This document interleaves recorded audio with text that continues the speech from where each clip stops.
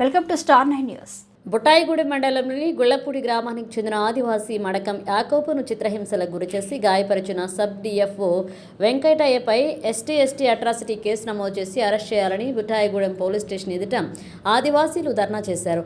ఈ నేపథ్యంలో అఖిల భారత రైతు కూలీ సంఘ జిల్లా నాయకులు కారం రాఘవ మాట్లాడుతూ 10 రోజుల క్రితం మడకం యాకోబును సబ్ డిఎఫ్ఓ నిర్బంధించి చిత్రహింసలకు గురిచేసి బూటుకాళ్లతో తన్ని గాయపరిచిన విషయమై బుట్టాయిగూడెం పోలీసులు స్టేషన్లో ఫిర్యాదు చేస్తే ఇంతవరకు అరెస్ట్ చేయకపోవడాన్ని తీవ్రంగా ఖండించారు. కారం వాసు మాట్లాడుతూ ఇదే పరిస్థితి ఆదివాసీలు అటవీ ఉద్యోగులపై తిరగబడితే ఇలానే ఊరుకుంటారా అని ప్రశ్నించారు. 10 రోజులైన కనీసం ఫిర్యాదు రసీదు కానీ కేసు ఎఫ్ఐఆర్ కాపీ కానీ ఇవ్వకపోవడాన్ని తప్పుపట్టారు. ఇప్పటికైనా బాధితునికి మెరుగైన వైద్యం అందించి డిఎఫ్ఓను అరెస్ట్ చేయాలని, లేకపోతే ఉద్యమాన్ని తీవ్రతరం చేస్తామని ప్రభుత్వానికి డిమాండ్ చేశారు. మడకం యాకోబు ఫారెస్టర్ ఆఫీస్కి రాత్రి 12 గంటలకు తీసుకెళ్ళడం కాకుండా రూమ్లో పెట్టి చిత్రహింసలు పెట్టారు. డిఎఫ్ వెంకట సుబ్బయ్య గారు వచ్చి బూట్కాలతో తన్నడము, కర్రలతో తన్నడం, తన్ని అంత కాకుండా కోయ జాతి ఎదవా నువ్వు సావాలిరా, ఇంక కోయ జాతి అంటేనే ఉండకూడదు అని చిత్రహింసలు పెట్టి అప్పటికప్పుడే సీరియస్గా ఉంటే బుట్టాయిగూడెం గవర్నమెంట్ హాస్పిటల్లో జాయిన్ చేసి ట్రీట్మెంట్ ఇస్తుండగానే వాళ్ళు వెళ్ళిపోయారు. అక్కడ సీరియస్ అయితే మళ్ళీ గవర్నమెంట్ హాస్పిటల్లో జాయిన్ చేసామండి. అతను కొట్టే అధికారం ఎవరు ఇచ్చారండి? నా భర్త తప్పు చేస్తే తప్పుగానే చూసి కేసు పెట్టాలి, కానీ అంత చిత్రహింసలు ఎవరు పెట్టమంటే పెట్టారు. నాకు న్యాయం కావాలండి అని ప్రభుత్వాన్ని కోరుచున్నాను. వాసు ఆదివాసీ నాయకుడిని, గిరిజన నాయకుడిని ఈరోజు బుట్టాయిగూడెం మండల పరిధిలో ఉన్నటువంటి గుల్లపూడి గ్రామానికి చెందినటువంటి మడకం యాకోబ్ అనే వ్యక్తి కూలి వ్యవసాయం చేస్తూ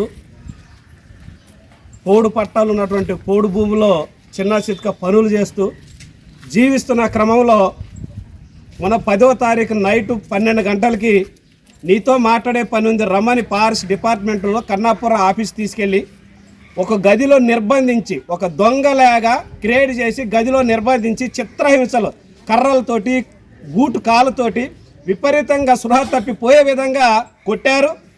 ఆ వ్యక్తి సృహ తప్పి పడిపోవడమే కాకుండా చెయ్యి విరిగింది, 2 పక్కటెముకలు విరిగినాయి. ఆయన సృహ తప్పి పడిపోతే చచ్చిపోతాడని చెప్పేసి భయపడి వాళ్ళు తీసుకొచ్చి బుట్టాయిగూడెం హాస్పిటల్లో జాయిన్ చేశారు. బుట్టాయిగూడెం నుంచి ఇక్కడ సీరియస్గా ఉందంటే జంగారెడ్డిగూడెం తీసుకెళ్ళి జాయిన్ చేశారు. అయితే ఆ మనిషి ఏం తప్పు చేశాడని ఆయన అలా కొట్టడం జరిగింది. ఒక గిరిజనుడుగా ఆయన అక్కడ జీవించడం తప్ప, ఒక ఆదివాసీ మనిషి అక్కడ జీవించడం తప్ప, కొట్టే అధికారం డిపార్ట్మెంట్కి ఎవరిచ్చారు? ఆయన డిఎఫ్ఓ కావచ్చు, రేంజర్ కావచ్చు, ఫారెస్ట్ కావచ్చు, గార్డు కావచ్చు, వాచర్ కావచ్చు, కొట్టే అధికారం ఎవరిచ్చారు? రమ్మని ఆఫీస్ పిలిచి కొడతారా? ఇది ఎక్కడ న్యాయం? అంటే చట్టాన్ని వాళ్ళ చేతిలో తీసుకొని ఈ రకంగా ఇచ్చేయటం అనేది కరెక్ట్ అయినటువంటి విధానం కాదు. అదే గిరిజనుడు భార్య ఇదే పోలీస్ స్టేషన్లో వచ్చి కేసు పెడితే నా భర్తకి అన్యాయం జరిగింది, రక్త మరకల్లో ఉన్నాడు అని చెప్పేసి అన్ని ఆఫీసుల్లో కూడా ఈరోజు ఇస్తే కేసు నమోదు చేయకుండా, రక్త మరకలు చూసి, దెబ్బలు చూసి ఈ రోజు వరకు కూడా కేసు నమోదు చేయకుండా ఉండటం అనేది ఎంత విచిత్రకరమో చూడండి. ఒక గిరిజనుడికి ఇంత అన్యాయం జరిగితే, ఒక ఆదివాసికి ఇంత అన్యాయం జరిగితే కేసు నమోదు చేయకుండా, కొట్టినటువంటి వ్యక్తుల్ని అరెస్ట్ చేయకుండా ఈ రోజు వరకు అలా ఉంచుతున్నారంటే ఎంతవరకు ఇది చేస్తుంది చూడండి. ఈరోజు కొట్టడమే కాకుండా, కేసు నమోదు చేయటమే కాకుండా చాలామంది వచ్చారు, చూశారు, వెళ్ళారు తప్ప ఆయన మీద పట్టించుకోలేదు. ఆయనకి న్యాయం జరగలేదు.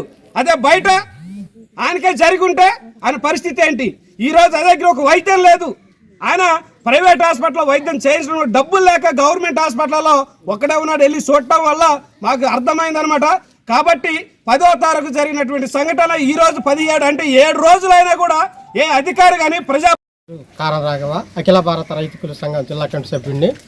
గత 10వ తారీఖున మడకం యాకోబు అనే వ్యక్తిని తీసుకెళ్లి ఫారెస్ట్ రేంజ్ అధికారులు కన్నాపురం రేంజ్ ఆఫీసులో పెట్టి అతన్ని కొట్టారు, తిట్టారు, అనేక రకమైన హింసలకి గురి చేయటమే కాకుండా అతను సృహ తప్పి పడిపోయిన తర్వాత ఇదే బుట్టాయిగూడెం పోలీస్ స్టేషన్ ముందు తీసుకొచ్చి ఆ బల్లలో పడుకోబెడితే కనీసం లేచి నిలబడే శక్తి లేనటువంటి వ్యక్తిని పోలీసు వాళ్ళు, ఫారెస్ట్ వాళ్ళు తీసుకెళ్లి అక్కడ ప్రభుత్వ హాస్పిటల్లో చేర్పించడం జరిగింది బుట్టాయిగూడెంలో.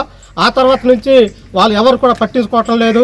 అప్పుడు తీసుకొచ్చి ఇక్కడ పోలీస్ స్టేషన్లో జామీన్ చేస్తే పోలీసులే తడిసిపోయారు, ఈయన చచ్చిపోతాడేమో కాబట్టి ఇక్కడ ఉంటే మనకే భారం అవ్వదని చెప్పేసి వెంటనే వాళ్ళకి ఫారెస్ట్ వాళ్ళు చెప్తే వాళ్ళు తీసుకెళ్ళి ప్రభుత్వ హాస్పిటల్ చేర్పించారు.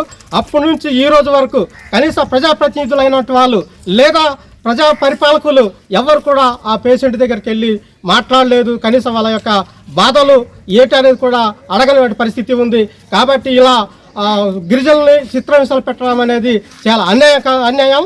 ఈ అన్యాయాన్ని మేము గిరిజన ప్రజా సంఘాలుగా మేము పూర్తిగా ఖండిస్తున్నాం. అదేవిధంగా ప్రభుత్వం ఇప్పటికైనా మేల్కొని ఆ బాధితుడు ఎవరైతే యాకోబు ఉన్నాడో తనకి తక్షణం న్యాయం చేయాలి, మెరుగైన వైద్యం కల్పించాలి. అదేవిధంగా ఎవరైతే సుబ్బయ్య ఉన్నారో, వెంకట సుబ్బయ్య ఉన్నారో అతను తక్షణం అరెస్ట్ చేయాలి. అరెస్ట్ చేసి బాధితుడికి పూర్తి న్యాయం కల్పించాలని మేము భవిష్యత్తులో భారీ ఎత్తున ఈ యొక్క గిరిజన ప్రజా పోరాటాలని